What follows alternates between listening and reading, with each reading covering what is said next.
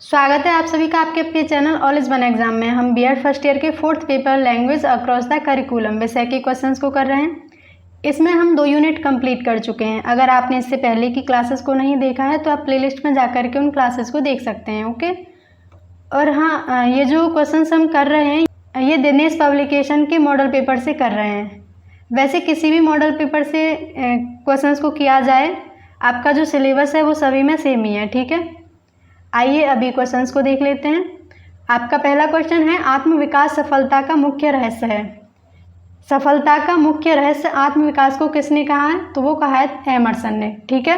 Next question है, व्यक्ति जिस रूप में अपने आप को देखता है वही उसका आत्मा है। तो ऐसा कहा है क्रो एवं क्रेफिल्ड ने। ठीक है।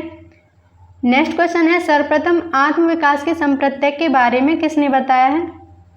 तो जो नाम आपको दिखाई दे रहे हैं इन सभी ने आत्मविकास के कंसेप्ट के बारे में बात की है। ठीक है। कूले ने अपनी बुक सोशल ऑर्गेनाइजेशन और एक बुक है इनकी human nature and social order, जिसमें इन्होंने बताया है कि self and society are twin bond, यानी समाज और आत्म एक दूसरे से कभी अलग नहीं किए जा सकते। सेल्फ का जो विकास होता है वो समाज में रहकर ही होता है, जो आत्म का विकास होता है वो समाज में रहकर होता है, ऐसा इन्होंने कहा है। C.H. कूले ने आत्मदर्शन का दर्पण नाम से समाजीकरण का एक सिद्धांत भी दिया है, जिसमें इन्होंने बताया कि जैसे व्यक्ति बालक अपने आप को मिरर में देखता है, ठीक उसी प्रकार व्यक्ति समाज रूपी दर्पण में भी अपने आप को देखने का प्रयास करता है ना, हर व्यक्ति करता है। इसी देखने के प्रोसेस में 3 तरह की प्रतिक्रियाएं होती हैं। पहली प्रतिक्रिया क्या होती है? वो होती है कि दूसरे लोग मेरे बारे में क्या सोचते हैं। बच्चा सोचता है ना, हर व्यक्ति ऐसे सोचता है कि दूसरे लोग मेरे बारे में क्या सोचते हैं। और दूसरी प्रतिक्रिया होती है कि दूसरे लोग मेरे बारे में जो सोचते हैं मैं उस बारे में क्या सोचता हूँ। और तीसरी प्रतिक्रिया क्या होती है कि मैं अपने बारे में क्या सोचता हूँ। देखो, हम सभी जानते हैं कि हर व्यक्ति, हर बालक अपने बारे में यह जानना चाहता है कि परिवार और परिवार के बाहर यानी उसका समाज उसे किस रूप में देखता है। यदि उसे होशियार, होनहार और अनुशासित और व्यवहार कुशल बालक के रूप में देखा जाता है तो बालक भी अपने बारे में श्रेष्ठता, पॉजिटिव थिंकिंग लाएगा। होती है ना उसकी, सिंपल है, पॉजिटिव भाव होगा।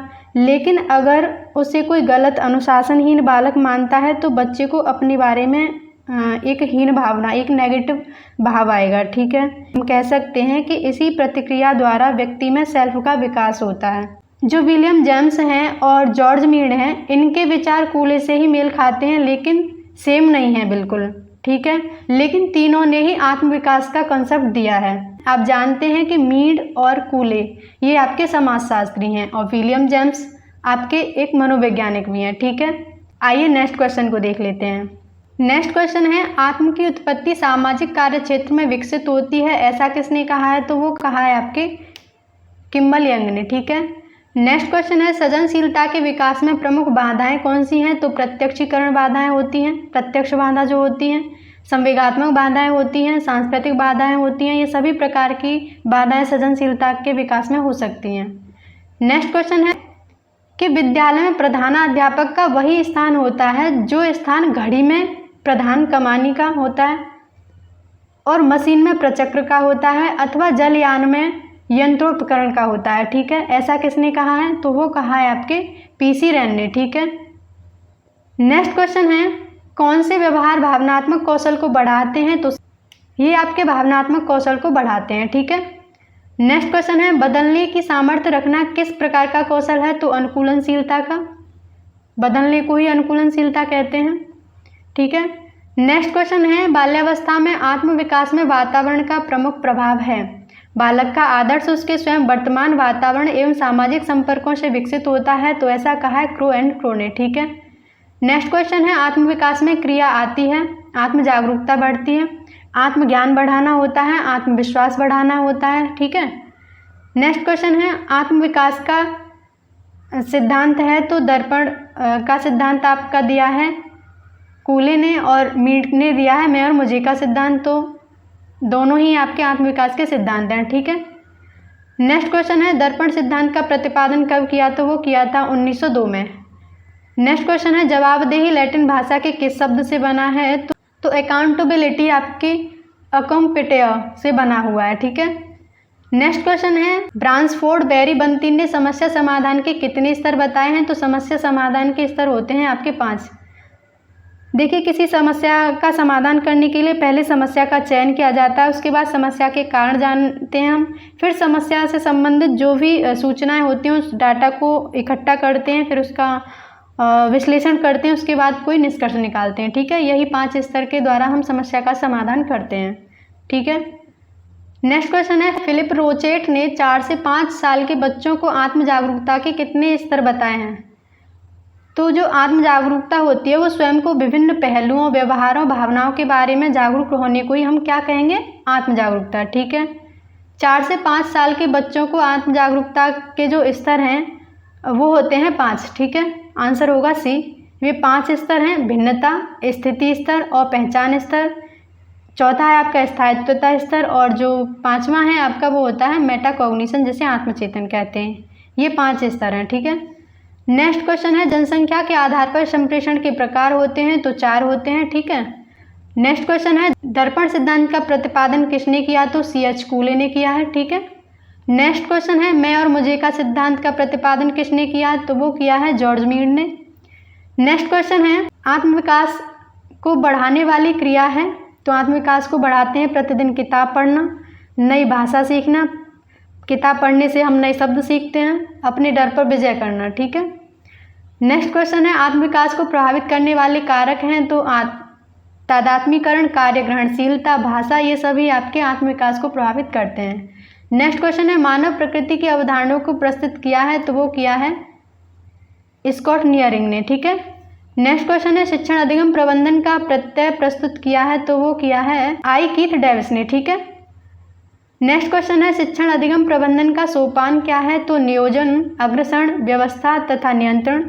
इसके अलावा प्रबंधन के कार्यों का आकलन करना, ये सभी शिक्षण अधिगम प्रबंधन के सोपान है, ठीक है। नेक्स्ट क्वेश्चन है शिक्षण को उच्चतम व्यावसायिक प्रक्रिया किसने माना है? तो कीथ डेविस ने, ठीक है। नेक्स्ट क्वेश्चन है जवाबदेही का क्या अर्थ है? उत्तरदायित्व का निर्वाह करना जवाबदेही का अर्थ होता है, ठीक है। जवाबदेही यानी अकाउंटेबिलिटी किस भाषा के शब्द से लिया गया है? तो हमने पहले ही देखा था ये क्वेश्चन, लैटिन भाषा से, ठीक है।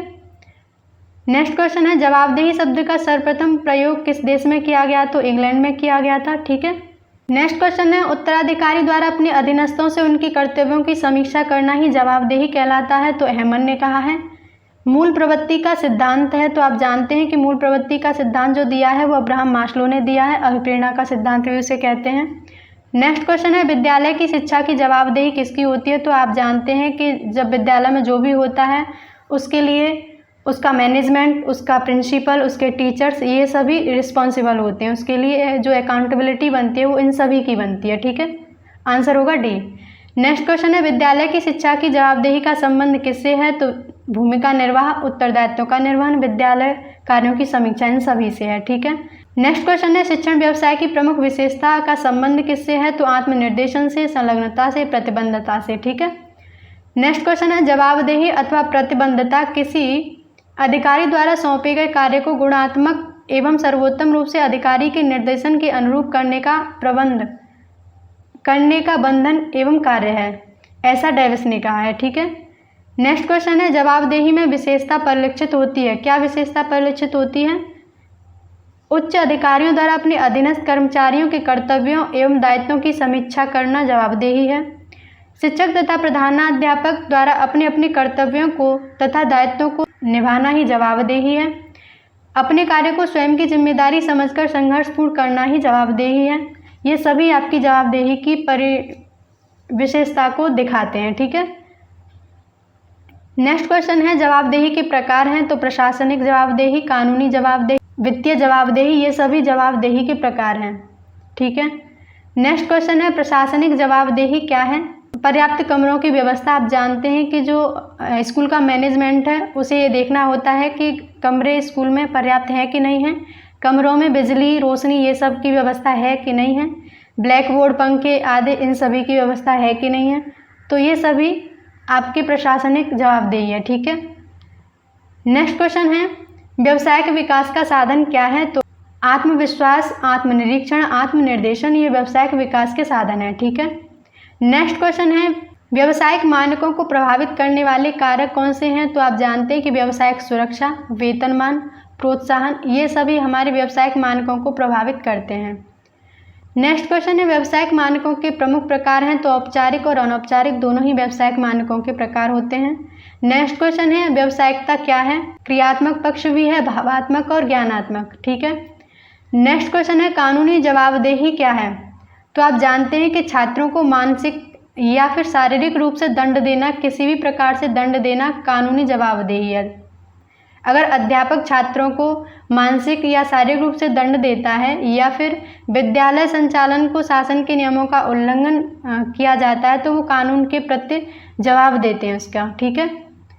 नेक्स्ट क्वेश्चन है, वित्तीय जवाबदेही क्या है? तो वित्त संबंधी आय व्यय का लेखा जोखा, विद्यालय में छात्रों की छात्रवृत्ति का हिसाब रखना, विद्यालय प्रयोगशाला, पुस्तकालय तथा खेल के मैदान का रखरखाव। आप जानते हैं कि विद्यालय में प्रयोगशाला, पुस्तकालय सभी में पैसे का रखरखाव होता है, सभी में पैसा खर्च होता है उसके रखरखाव में। ठीक है। तो पैसे से रिलेटेड चीज़ें होती हैं वो वित्तीय होती हैं, तो इसीलिए ये वित्तीय जवाबदेही होगा। ठीक है। नेक्स्ट क्वेश्चन है, शिक्षा में प्रधानाध्यापक की जवाबदेही क्या होती है? तो विद्यालय में पाठ्य पुस्तकें लागू कराना, विद्यालय में पाठ्यक्रम सहगामी क्रियाओं का आयोजन करना यानी को करिकुलम एक्टिविटीज़ का आयोजन करना, विद्यालय की क्रियाओं से समाज को जोड़ना। आप जानते हैं कि विद्यालय जो है समाज का ही एक पार्ट होता है। समाज अपने विकास के लिए विद्यालय की स्थापना करता है ताकि जो बच्चे हैं वो विद्यालय में पढ़ करके समाज का विकास करें। ठीक है। तो शिक्षा में प्रधानाध्यापक की ये सभी जवाबदेही होती है। नेक्स्ट क्वेश्चन है, शिक्षकों की जवाबदेही है शिक्षण करने की प्रभावशाली ढंग, कक्षा प्रबंधन एवं अनुशासन, व्यक्तिगत विभिन्नताओं के अनुसार शिक्षक को शिक्षण कराना चाहिए, उसी का कर्तव्य है। ठीक है। नेक्स्ट क्वेश्चन है, निम्नलिखित में से कौन सा कथन सही है? तो अध्यापक सामाजिक परिवर्तन का साधन है। चूँकि जो अध्यापक हैं वो विद्यालय का पार्ट हैं तो इसीलिए वो भी समाज के परिवर्तन का साधन है और प्रधानाध्यापक भी और छात्र भी, इसीलिए उपयुक्त सभी सामाजिक परिवर्तन के साधन हैं। आंसर होगा डी। नेक्स्ट क्वेश्चन है, संप्रेषण पारस्परिकता के भाव में विचारों एवं भावनाओं की दूसरे के साथ भागीदारी है, यह विचार किसका है? तो एडलर टेल का। ठीक है। नेक्स्ट क्वेश्चन है, संप्रेषण एक या एक से अधिक व्यक्तियों के मध्य विचारों, सूचनाओं और अनुभूतियों के आदान प्रदान करने की कला है, तो ऐसा कहा है एमरी आर टैत्री ने। नेक्स्ट क्वेश्चन है, भावनाओं व विचारों को दूसरों के साथ बांटना क्या कहलाएगा? तो संप्रेषण कहलाएगा। ठीक है। हम संप्रेषण में अपने विचारों को, सूचनाओं को, भावनाओं को तो एक दूसरे के साथ बांटते हैं, एक दूसरे के साथ प्रेषित करते हैं। ठीक है। नेक्स्ट क्वेश्चन है, शिक्षकों की जवाबदेही का आकलन कैसे किया जाता है? तो आप जानते हैं कि प्रधानाचार्य शिक्षकों के बारे में रिपोर्ट बनाते हैं, पर्यवेक्षक भी रिपोर्ट बनाते हैं और निरीक्षक वगैरह भी आप जानते हैं कि विद्यालय में आते रहते हैं। तो ये सभी शिक्षकों की जवाबदेही का आकलन करते हैं कि जो शिक्षक हैं वो अपनी रिस्पॉन्सिबिलिटी, जो उनका उत्तरदायित्व है, जो कर्तव्य है, वो उसे पूरा कर भी रहे हैं कि नहीं। ठीक है। अगर वो नहीं कर रहे हैं तो उसका जवाब देंगे, उसके लिए जवाबदेही शिक्षकों की बनती है। ठीक है। नेक्स्ट क्वेश्चन है, विद्यालय की जवाबदेही का आकलन कैसे किया जाता है? तो समुदाय तथा स्थानीय स्तर पर भी किया जाता है, जिला स्तर पर भी किया जाता है, राज्य स्तर पर भी किया जाता है। ठीक है। तो सभी पर विद्यालय की जवाबदेही का आकलन किया जाता है।